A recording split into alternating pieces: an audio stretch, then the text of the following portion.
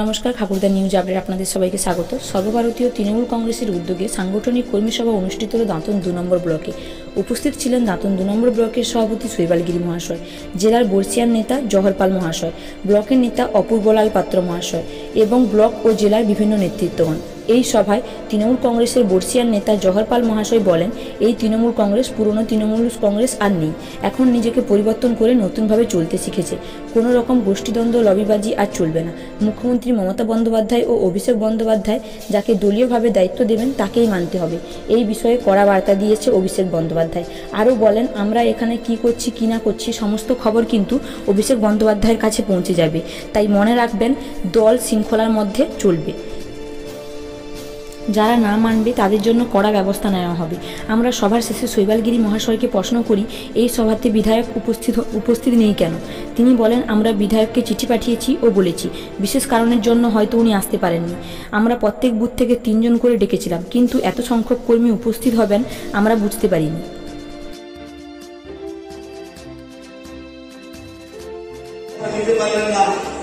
আমি তখন ঘুরিয়ে বললাম, যদি আপনার বাড়িতে দেশলাই থাকে, দেশলাই কাঠি যদি বেশি থাকে, দয়া করে আপনি আপনার গায়ে আগুনটা জ্বালিয়ে দেবেন না, আত্মহত্যার পথটা বেছে নেবেন না।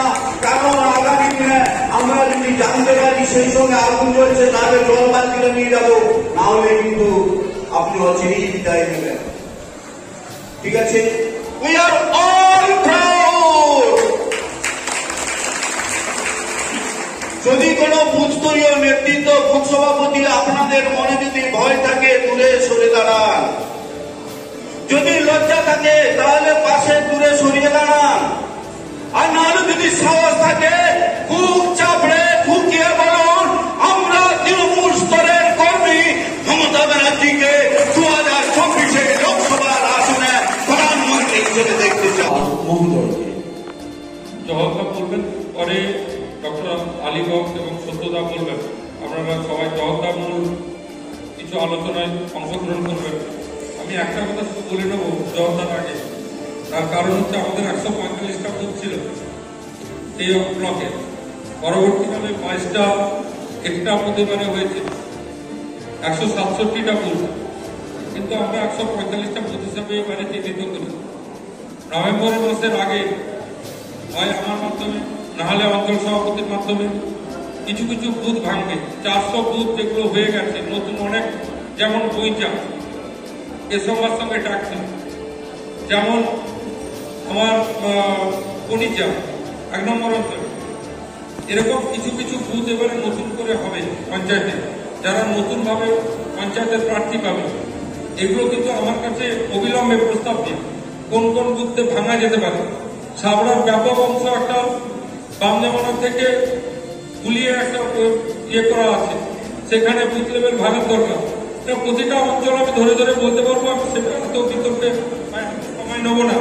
সেটা হচ্ছে আপনারা কোথাও কোনো অঞ্চল এভাবে নতুনভাবে পরিকাঠামো তৈরি করার ক্ষেত্রে পঞ্চায়েত ইলেকশনে যদি কোনো প্রস্তাব থাকে দেবেন, কারণ এগুলো ডিএম লেভেলে আমাকে যোগাযোগ করতে হবে এবং সর্বোপরি এগুলো ব্লক লেভেলে প্রস্তাব পাঠাতে হবে। আমি কথা না বাড়িয়ে আমি জহরদাকে অনুরোধ করবো, জহরদাকে আইএনটিটিসি নিয়ে, আইএনটিটি সত্যি তার ডেট আছে জেলার, আমি মনে করি, যার জন্যই আমি প্রস্তাব দিয়েছি। যদিও অ্যানাউন্স হচ্ছে আমার জেলা রাজ্যের সহসভাপতি, কিন্তু ভুল বার্তা কেউ আবার এইভাবে কোথাও পেপারে বা কোথাও লিখবেন না। আমি একটু ছোট্ট করে বলে নিই সবার আজকে উদ্দেশ্য কি। জেলা নেতৃত্বরা 2-3 জন আসবেন, সব অঞ্চল থেকে শুনবেন, আর আমাদের মিটিংটা একদম শৃঙ্খলাবদ্ধভাবে একটা নির্দিষ্ট সময়ে 2-2.5টা পর্যন্ত মিটিং চলবে না, 1.5 ঘন্টার মতো মিটিং, কমে 2 ঘন্টার মতো মিটিং চলবে, 2 ঘন্টার বেশি চলবে না। অতএব আপনাদের সুনির্দিষ্টভাবে কথাগুলো মনে রাখতে হবে, সাংগঠনিক পরিকাঠামো তৈরি করতে হবে। প্রিকশনস নিয়ে আপনাদের ভয়ঙ্কর সমস্যা সারা ভারতবর্ষে, কানে আড়ি পাতা, মুখ্যমন্ত্রীর কথা, আমাদের দলনেত্রী, আমরা মনোনায়িকা, আমাদের বাংলার মুখ্যমন্ত্রী, ভারতবর্ষের অগ্নিকন্যা মমতা ব্যানার্জি পর্যন্ত তার ফোনে আড়ি পাতার ব্যবস্থা করেছে ভারত সরকারের কিছু দপ্তর। এটা একটা ক্রাইম। এর বিরুদ্ধে আমাদের প্রতিবাদ করতে হবে। সমস্ত স্তরে আমরা বিভিন্ন জায়গায় মাইক বেঁধে আমাদের প্রতিবাদ করতে হবে। ভারতবর্ষের সমস্ত সম্পত্তিকে বিজেপি আজকে ধূলিসাৎ করে দিতে চাইছে। শুধু পেট্রোল ডিজেল রান্নার গ্যাস বাড়েনি, ভারতবর্ষের সমস্ত সম্পদ আজকে দার্জিলিং এর ঐতিহ্যবাহী আমাদের টয়ট্রেন বিক্রি করে দেওয়া হচ্ছে, প্রাইভেটাইজেশনের হাতে বিক্রি করে দেওয়া, বিভিন্ন বিমানবন্দরকে বিক্রি করে দেওয়া হচ্ছে। আমাদের জাতীয় সড়ক একসময় বিজেপির অহংকার, আমাদের বাজপেয়ীর স্বপ্ন চতুর্ভুজ রাস্তা তাকে বিক্রি করে দেওয়া হচ্ছে, প্রাইভেটাইজেশনের হাতে দিয়ে দেওয়া হচ্ছে। রেলকে বিক্রি করে দেওয়া হচ্ছে, আমাদের ব্যাংককে বিক্রি করে দেওয়া হচ্ছে। যে ব্যাংকের জন্য ইন্দিরা গান্ধীর 20 দফা কর্মসূচির সারা আন্দোলন ভারতবর্ষের তখনকার দিনের যোদ্ধা জমিদারদের হাত থেকে কেড়ে নেওয়া, আমাদের বিভিন্ন ধরনের যে টাকা সুদ করা নিতেন সেন্ট্রাল ব্যাংক ন্যাশনাল ব্যাংকের মাধ্যমে পরিষেবা দেওয়ার জন্য যে আন্দোলন ছিল, সেটা আবার প্রাইভেটাইজেশনের যুগে ফিরে দেওয়ার চেষ্টা করা হচ্ছে। আমাদের বিভিন্ন ভাবে সমস্ত স্তরে আমাদের যে একটা কেন্দ্রীয় সরকারের অত্যাচার চলছে, মানুষের ক্রয় ক্ষমতার বাইরে চলে যাচ্ছে, সমস্ত জিনিসপত্রের দাম বাড়ছে, তার বিরুদ্ধে আমাদের প্রতিবাদ করতে হচ্ছে। আরো রাস্তায় নেমে আমরা প্রতিবাদ করবো লক্ষ্মী পুজোর পর। আমরা বিজয় সম্মেলনী করার পর আমরা বলবো যে বিভিন্ন অঞ্চলে আমরা মাইক বেঁধে এই ব্যাপারগুলো নিয়ে আন্দোলন করবো বিজেপি সরকারের বিরুদ্ধে। 2024 নয়, 2023-এর পঞ্চায়েতি ব্যবস্থা আমাদের গত পঞ্চায়েতি ব্যবস্থার যে বিশৃঙ্খলা ছিল, আমি শৈবালগিরি, আমি ব্লক সভাপতি, আমি জাতির ইচ্ছা টিকিট দিয়ে দিলাম। কখনো গায়ের জোরে বুথ লেভেলে বেশি কম দিয়ে দেখিয়ে নিজেদের পঞ্চায়েতি ব্যবস্থা কুক্ষিগত করার চেষ্টা চলছে। এর বিরুদ্ধে নেত্রী আগামী দিনে সোচ্চার হচ্ছে সমস্ত স্তরের জনগণের মাধ্যমে এবং পিকের টিমের দ্বারা পরিচালিত হচ্ছে। পিকের টিম আমাদের সর্বভারতীয় ক্ষেত্রে যেমন দলকে শ্রীবৃদ্ধি করার জন্য দায়িত্ব নিয়েছেন, ঠিক তেমনি পঞ্চায়েতি ব্যবস্থা আমাদের কখনো বিধানসভার প্রার্থী, কখনো আমাদের কিছুদিন পরে যে আমাদের পৌরসভা ইলেকশন হবে তার প্রার্থী আমাদের সঙ্গে আলাপ আলোচনা করে এগুলো তৈরি করছেন। অত একতরফা ভাবে কিছু হবে না, একতরফা ভাবে কেউ যেখানে ইচ্ছা দাঁড়াবো, যেখানে ইচ্ছা যা ইচ্ছা করে দেবো। যে পঞ্চায়েতি ব্যবস্থা চলছে আগামী 2-1 মাসের ভেতরে বন্ধ হবে। সাংগঠনিক যে বিশৃঙ্খলা, সাংগঠনিক আমাদের বিশৃঙ্খলা কাটাতে হবে, তার জন্য এই সভা।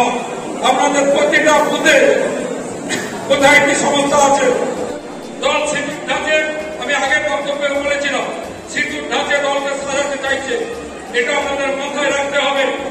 সিঁদুর ঢাকে আপনাদের একটা কৃষক, সে কিন্তু আইনটিসির আমার শ্রমিক 90 থেকে 95% প্রতিটা গ্রামে, প্রতিটা অঞ্চলে, প্রতিটা ব্লকে, শহরে আমাদের অসংগঠিত শ্রমিক। তাদের যেমন সমস্ত কিছু চাওয়া পাওয়া মানুষের কাছে তাদের পৌঁছে দিতে হবে, তাদের সংগঠিত করতে হবে। এতদিন এই সেক্টর অসংগঠিত ছিল। আমরা কখনো ভাবিনি আইএনটিটিসির সভাপতিকে আমরা গুরুত্ব দিতাম না। যুব মহিলা যেমন গুরুত্ব পাবে, তেমনি আইএনটিটিসির একবারে রুট লেভেল পর্যন্ত প্রায় মনে হবে অনেক সময় প্যারালাল দল। কেন 30 বছরের একটা শ্রমিক যার যুবতর বয়স, সে কিন্তু আইএনটিটিসি। যে একটা বৃদ্ধ, সেও কিন্তু আইএনটিটিসি। মাতা, যুব, মহিলা অনেকেই কিন্তু আইএনটিটিসি কর্মী হবে। অথচ মনে হবে অনেক সময় যে একটা যুব, মহিলা এবং মাদারের সঙ্গে অনেক প্যারালাল আইএনটিটিসি, কিন্তু সেটা নয়। মাদারের সংগঠনকে নিশ্চয়ই গুরুত্ব দিয়ে আইএনটিটিসি তার সক্ষমতা হবে এবং আগামী কয়েক মাসের মধ্যে আমাদের যেমন নেত্রী মমতা ব্যানার্জি, সবাই আমরা কর্মী, আমাদের অভিষেক বন্দ্যোপাধ্যায় যেমন সারা ভারতবর্ষকে এই মুহূর্তে দলকে দুর্বার গতিতে এগিয়ে নিয়ে যাওয়ার জন্য পরিকল্পনা করছেন, তেমনি রাজ্যের হয়তো এক সময় আমাদের ফেডারেশন এসএফআই করেছেন সর্বভারতীয় নেতা আমাদের ইন্দ্রপ্রভ বন্দ্যোপাধ্যায়। আমি মনে করি ব্যক্তিগতভাবে কয়েকবার মিশে বড় মাপের নেতা, অর্থাৎ তারও নেতৃত্বে রাজ্যে আইএনটিটিসি দল সংগঠিত হবে। অর্থাৎ সেখানে আমাদের অনেক ভাবে সংগঠিত হতে হবে। এবার সিটু সংগঠন প্যারালাল আবার বলছি, ভারতবর্ষে আমরা মনে করি একটি অসংগঠিত শ্রমিক সংগঠন ছিল সিটু। তার প্যারালাল দল, তার সর্বভারতীয় দল হওয়ার জন্য আমাদের আইএনটিটিউসির গুরুত্ব বাড়ছে এবং প্রচুরভাবে গুরুত্ব দিতে হবে। এবং সেই গুরুত্বকে দুর্বার গতিতে এগিয়ে নিয়ে যাওয়ার জন্য আমার একটি ব্লক সভাপতি চাই। আপনারা অঞ্চল লেভেলে কে ভালো প্রার্থী আছেন, যে সময় দিতে পারবে, যে কাজ স্বীকার করতে পারবে, যার নিজের লোক নেই, সেরকম একটা ভীত নয়, একটু পড়াশোনা আছে, বিরাট নয়, গ্র্যাজুয়েট হতে হবে, মাস্টার ডিগ্রি হতে হবে, একটু মাধ্যমিক পাস করে একটু পড়াশোনা থাকলে ভালো হয়। অতএব এরকম একটা ছেলে যারা কোনো আইএনটিটিসির গেটে নেই, যে কোনোদিন শ্রমিক নয়, যে কোনোদিন রিক্সা চালায়নি, যে কোনোদিন কারখানার গেটে আন্দোলন করেনি, সেরকম ছেলে যদি থাকে প্রতিটা অঞ্চলে আপনারা নাম পাঠান। আমি কিন্তু ফাইনাল অথরিটি নয়, ক্রিকেট টিম ফাইনাল করবে। প্রতিটা অঞ্চলে আমরা 2-3 জন করে 1 জন করে প্রতিটা অঞ্চল থেকে যদি নাম আসে আপনারা পাঠিয়ে যদি অঞ্চল লেভেলে আলোচনা করে নাম পাঠাতে পারেন, পরবর্তীকালে নিশ্চয়ই আমি রাজ্যে জেলায় আলোচনা করে রাজ্যে পাঠাবো। ব্লক সভাপতিগুলো 1 জন হবেন, প্রতিটা আইএনটিটিসির গেটের সভাপতি আমি হবো এবং যত কারখানা আছে সব সভাপতি আমি। তার আমার ভেতরের শ্রমিক এখন পর্যন্ত কি এখানে একটা কারখানা আছে মানে আমার অঞ্চল সভাপতি, ব্লক সভাপতি সেখানে ঢুকে যাবে। এই এখন দিতে হবে, অমুক করতে হবে, আমাকে টাকা দিতে হবে, সে যুগ শেষ হয়ে গেছে। আইএনটিটিসি যারা দায়িত্বশীল ব্যক্তিত্ব থাকবে তা বাদ দিয়ে জেনারেল সংগঠনের কেউ কারখানার গেটের ভেতরে যেতে পারবে না। নির্দেশিকা এই ধরনের কিছু আছে, এটা মাথায় রেখে আমি বলবো জেলার কয়েকজন নেতৃত্ব চিন্তাচর আসবেন, তাদের আমি আর কয়েকটা অঞ্চলের কথা আমাদের শুনতে হবে। মাঝখানে আমি এই জন্যই বলে ফেললাম যে আপনারা হুড়োহুড়ি করে কেউ খাওয়ার কাছে যাবেন না। একটা 15 বা সুনির্দিষ্ট সময় ছোট ছোট করে আলোচনা করে আমরা খাবার দেবো এবং খাবার এটা আমরা মিটিংটা বেশিক্ষণ ধরে রাখলে কারোরই শোনার ইচ্ছে থাকে না, এটাও আমরা জানি। ছোট ছোট প্রস্তাব যারা বলবেন কি করলে ভালো হবে, তাহলে কোথায় গ্রুপের কথা না বলে সুকৌশলে কিভাবে সংগঠিত করা যায় দল, সেগুলো প্রস্তাব থাকলে বলবেন। বিভিন্নভাবে আলোচনা করে নিজের অঞ্চলে বসে, নিজের বুথে বসে কিভাবে আপনার দলকে সংগঠিত করতে পারা যায় সেগুলো আপনারা আজকের মিটিং এর পর আপনারা যাবেন। পরবর্তীকালে আমি আবার একটা কথা বলছি, বিজয়া সম্মেলনীর নাম করে লক্ষ্মী পুজো থেকে কালী পুজোর মধ্যে আমরা যে ব্লক সভাপতি নতুন করে হবে, অর্থাৎ সেখানে সবাই তখন আলোচনার মাধ্যমে আমাদের নিশ্চয়ই সেই সংগঠন তৈরি হবে। এই কতগুলো কথা বলে প্রাথমিক স্তরে আমি আমার কথা শেষ করলাম। আমি অপূর্ববাবুর হাতে দেবো, কারণ সমস্ত অঞ্চলে 2-1 জন করে বলবেন। মহিলা, বিশেষ করে মহিলা নেতৃত্ব আজকে যেহেতু জেলা থেকে কল্পনা মাসার কথা এবং দেবযানী পাত্র অর্থাৎ শশাঙ্ক পাত্র, দেবযানী পাত্রকে চেনেন না, শশাঙ্করা অনেকেই চেনেন, শশাঙ্ক পাত্র স্ত্রী, তাদের জেলা কমিটির অন্যতম নেত্রী, ভালো বলে আমি শুনেছি, কিন্তু আমি কখনো দুর্ভাগ্য আমার সারা অঞ্চলের প্রধান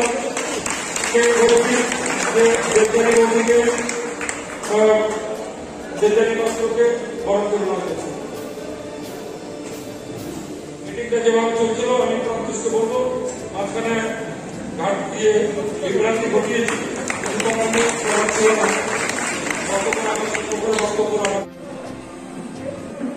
আজকে এখন 2 নম্বর ব্লকে যে রাজনৈতিক কর্মশালা তাতে আপনারা আমাকে আমন্ত্রণ জানিয়েছেন, তার জন্য আমি আপনার ব্লকের সভাপতি এবং আজকের এই সভার সভাপতি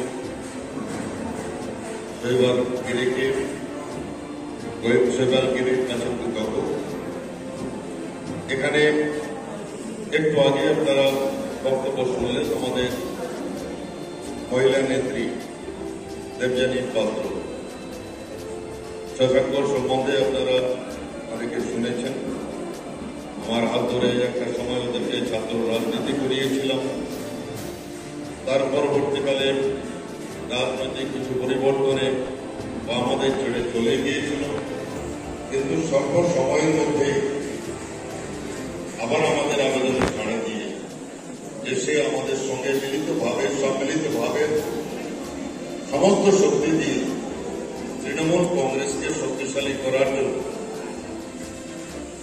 অক্লান্ত পরিশ্রম করেছেন। যে এই পরিশ্রমের দাম আমরা হয়তো দিতে পারবো না বা দেওয়ার আমাদের ক্ষমতা নেই, কিন্তু আমরা তিনি যেখানেই থাকুন না কেন তার বিজয়ী যাত্রার মধ্যে শ্রদ্ধা নিবেদন করি।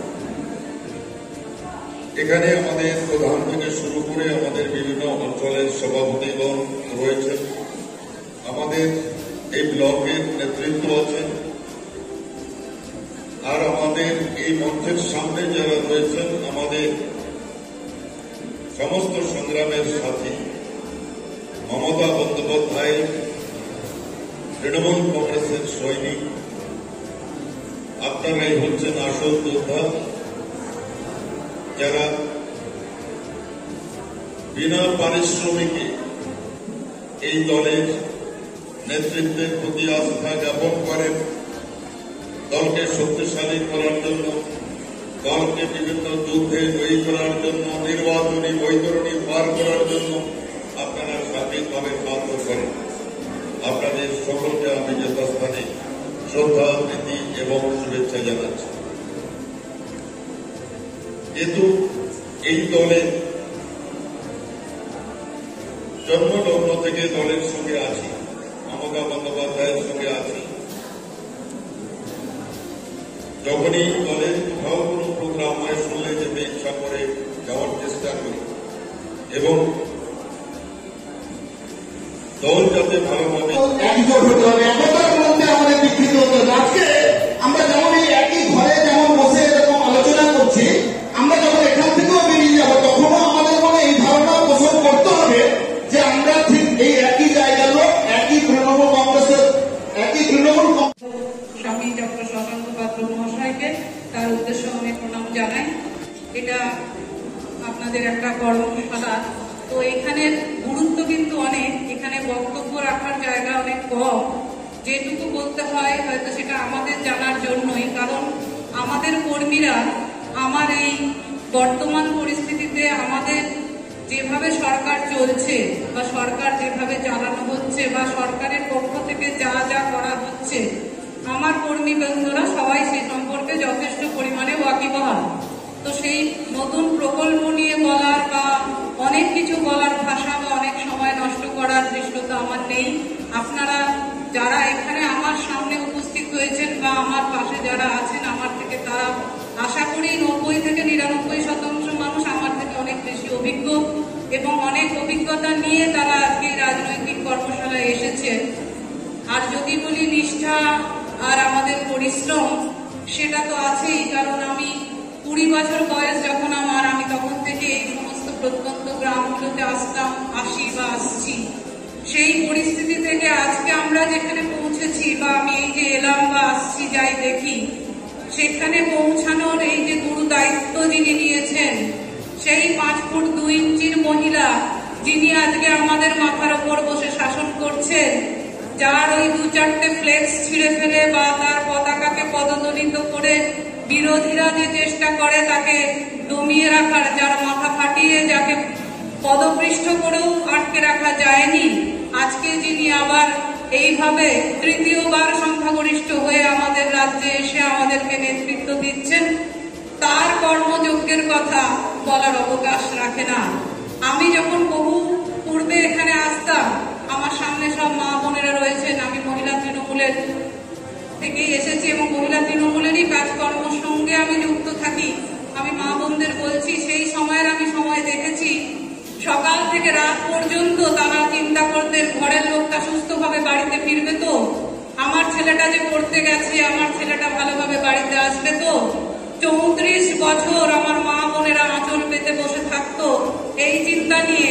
আর আজকের দিনে এসে, আজকের জায়গায় দাঁড়িয়ে এই 2021 সালে আমরা গর্ব করে বলতে পারি তো যে সেই চিন্তা ভাবনা আমাদের কিন্তু আজকের দিনে আর নেই, সেই চিন্তার অবকাশ আমাদের আজকে নেই। আমার মা বোনেরা সারাদিন পরিশ্রমের পর রাত্রে নিশ্চিন্তে ঘুমায়, কারণ আমার মাথার উপর পাহারাদার রয়েছে সেই 5 ফুট 2 ইঞ্চির মহিলা মমতা বন্দ্যোপাধ্যায়। আমরা শান্তি করে আছি। এই যে মহামারী, দীর্ঘ মহামারীর সময় আমার ওই মা বোনেরা শান্তি করে রয়েছে, কারণ পথে নেমে প্রত্যেকটা মানুষের ওষুধের দায়িত্ব থেকে শুরু করে দিনের পর দিন অক্লান্ত যে পরিশ্রম করে গেছেন ওই 5 ফুট 2 ইঞ্চির মহিলা মমতা বন্দ্যোপাধ্যায়। আছেন তো আপনারা আমার সাথে নিশ্চয়ই সহমত? গোমূত্র খেয়ে যারা বলেছিল নাকি আর এই মহামারী দূর করা যায়, তারাই কিন্তু আজকে ভ্যাকসিনের লাইনে দাঁড়িয়ে রমরমা করে ভ্যাকসিন নেওয়ার জন্য আজকে দৌড়াচ্ছে। আমার মা বোনেরা তাতে নিশ্চিন্ত আছেন তো? ওই মহিলাই কিন্তু একদিন বলেছিলেন না, ওষুধ ছাড়া এর কোনো মহামারী থেকে মুক্তি নেই। আজকে আমাদের পশ্চিমবঙ্গে খোঁজ নিলে দেখা যাবে, আমার মনে হয় অন্যান্য রাজ্যের থেকে অনেক বেশি পরিমাণে ভ্যাকসিন করার জন্য আজকে কিন্তু আমরা অনেক বেশি আতঙ্ক থেকে মুক্ত হয়েছি। তো আগামী দিন আমাদের আসছে যেটা, আমাদের সহমত হয়ে একসাথে আমাদের এইভাবে এগিয়ে চলতে হবে। আর মুনি ঋষিরা থেকে বলে গেছেন সবাই, মা বোনেরা যদি এগিয়ে না আসে তাহলে সমাজ কখনো এগিয়ে যেতে পারে না। আর গ্রামের মহিলারা, গ্রামের মা বোনেরা যেভাবে দিনের পর দিন অক্লান্ত পরিশ্রম করার পরেও আমাদের কর্মী বন্ধুদের পাশে থেকে দিনের পর দিন কেউ পর্দার আড়ালে, কেউ পর্দার বাইরে এসে খড়গহস্তে মহিষাসুর মর্দিনীর রূপ ধরে যারা আছেন তারা কিন্তু আমাদের থেকে অনেক বেশি লড়াই করে আজকে এই গ্রামগঞ্জগুলোকে এগিয়ে নিয়ে গেছেন এবং আগামী দিনে আরো যাবেন, সেই আশা আমি রাখি। আগামী দিনে আমরা যে বিরোধী দল আমাদের বলছে আমরা অনেক বেশি শক্তিশালী, তার কিন্তু প্রমাণ আমরা পেয়ে গেলাম 2021। আগামী আমাদের 2024 লক্ষ্য। যে মহিলাকে আমাদের সবাইকে একটু বলছি, অনেক বেলা হয়ে গেছে। অ্যাকচুয়ালি আমি ভেবেছিলাম 1 ঘন্টার মধ্যে পৌঁছে যাব, ম্যাক্সিমাম 1.5 ঘন্টার মধ্যে, এগুলো প্রায় 2 ঘন্টা কাছাকাছি। অনেকটাই সময় লেগে গেল, আপনাকে বেশি সময় হচ্ছে, সেই জন্য আপনাদের সময় হয়ে গেছে, খুব অড টাইম। বেশি কথা বলছি না, পরের বার এসে আমি আরো বিস্তারিত কথা বলবো। একটা কথাই বলবো যে আপনারা অত্যন্ত সংগঠিত ব্লক, অত্যন্ত পরিচিত ব্লক।